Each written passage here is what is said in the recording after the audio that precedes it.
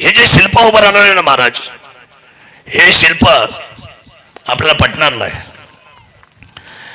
हे शिल्प जे व्यक्ती उभे करणार आहे त्यांचं नाव आहे, इथे आलंच मला वाटत आहे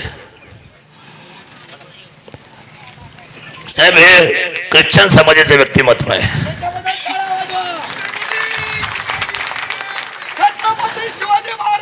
त्यांचं नाव आहे सन्माननीय, विसरलो मी त्यांचं नाव,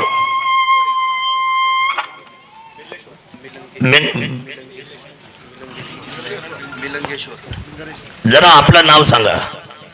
विसरलो महाराजांचं नाव जरा. मिंगलेश्वर आणि भाऊ बेंजोनी.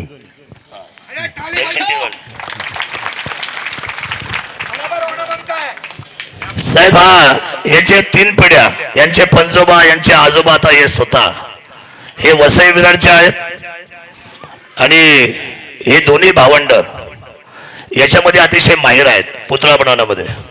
साहेब यांनी शब्द दिले आपल्याला, म्हणजे आपल्या संपूर्ण रयतेला 1 वर्षाच्या आत, म्हणजे आता 3 महिन्यांनी याचं पाद्यपूजन होईल. पाद्यपूजनाला आपल्या सर्वांच्या साक्षीने राज्याचे प्रथम नागरिक आणि दोन्ही उपमुख्यमंत्री आणि आपण महाराज आपल्या सर्वांच्या साक्षीने पाद्यपूजनाचा सोहळा साजरा करू.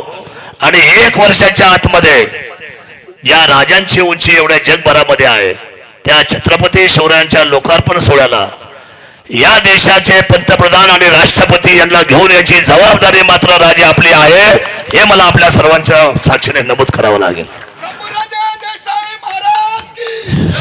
महाराज